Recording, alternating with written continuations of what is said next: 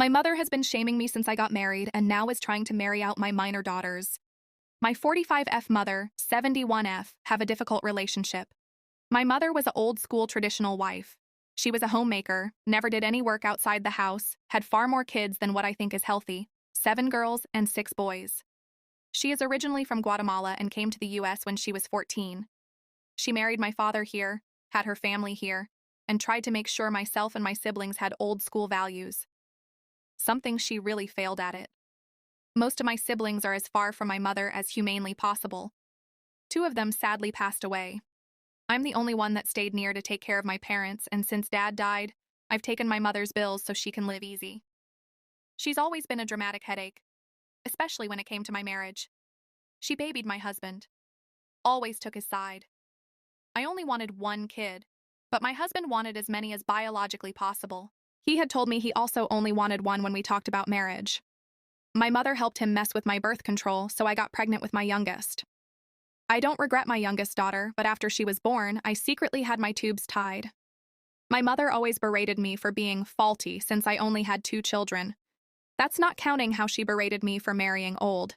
I married at 22. She married at 16. My husband was 49 when he died in a car crash recently. We shared 2 daughters, 14 and 16. He was also having an affair with a girl since 2020. The girl was 24 when she died. Together, they had twin boys early this year who thankfully survived the crash. My daughters found out the affair first, when their father took them to the hospital to meet the babies and told the girls to keep it secret from me. They didn't, and my husband became abusive towards them and myself. We were in the divorce process when he died.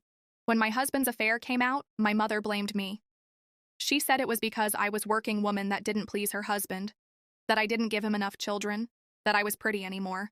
I'm not going to say I'm super attractive, but I think I look good for my age. I've kept my weight well enough and I look relatively young for my actual age. But no, according to my dear mother, I wasn't good enough for my husband who needed a girl closer in age to our daughters than to him.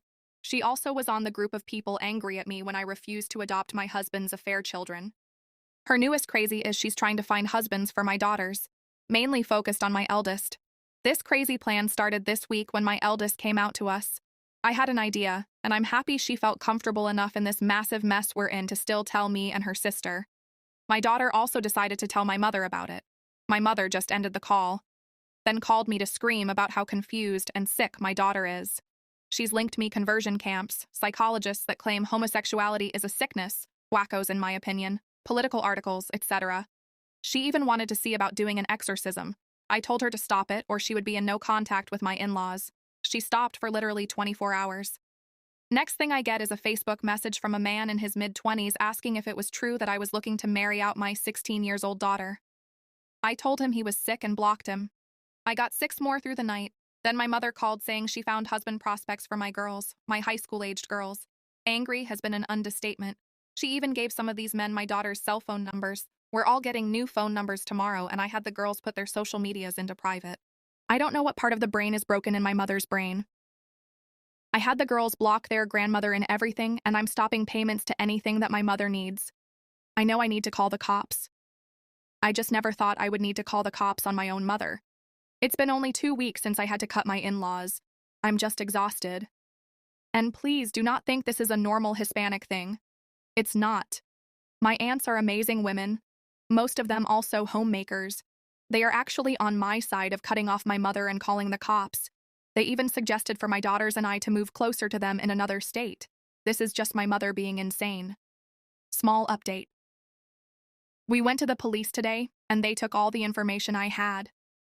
The officer we spoke was incredible and immediately helped my lawyer with all that was needed for a temporary RO. We'll be filing it this week and hopefully get it within the month. After we'll focus on a permanent RO. This is on my mother and any third parties on her behalf. The officer was also kind enough to offer to check on us and our house at least once a day. School has also been notified of the situation, and one of my brothers is going to come live with my daughters and I until we decide if when we move.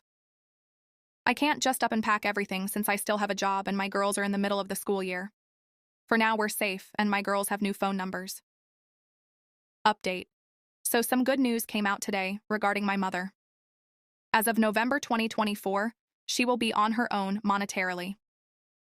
There's also an investigation on her regarding what she tried to do to my daughters, and a very old investigation reopened about a family matter I can't really speak on for the time being. Because of the charges on my mother, we might get an expedite on that restraining order since there's minors involved, so fingers crossed. The RO will also keep some others from contacting me, mainly in-laws. On other news, after talking to my daughters, the three of us agree we don't really like our house anymore. It makes me a bit sad because it was my childhood home and a gift from my dad. But the reality is there's too much baggage. I look at some places and it feels like the ghost of my husband's infidelity is everywhere. My girls don't like that we're so close to their grandparents, and my brother, who's moved in with us, has been very blunt about the fact that the house is just not worth the stress. So, as painful as it is, I'm planning to do some repairs and either sell or rent it out. It's a big house, 9 bedrooms, so far more space than we ever need. I'll be happy with half that so my girls can have their own room and I can have an office. My brother will also stay living with us after we move. Not sure if it's a forever situation, but he's a good support for my eldest daughter when it comes to LGBTQ+ matters. I have to admit I know the bare facts while my brother is gay and came out almost 30 years ago. He's been a fount of advice about resources and given her advice, especially after my mother's stunt. My youngest has also started to do better. She's back to talking as usual and seems less scared about going out. She's been very excited about looking for a new house with me. She wants the perfect yard, so we'll see what we can find. My job offered a transfer out of state, also an international transfer, but that one is more likely a no for me. So a new beginning will do us good. That's all what I got.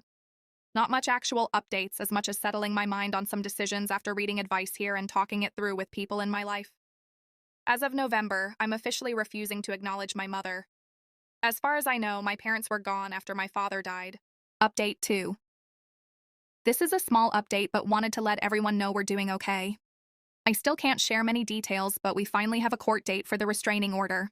It took longer than I expected, but things have been somewhat quiet. I'll let you all know more when I can.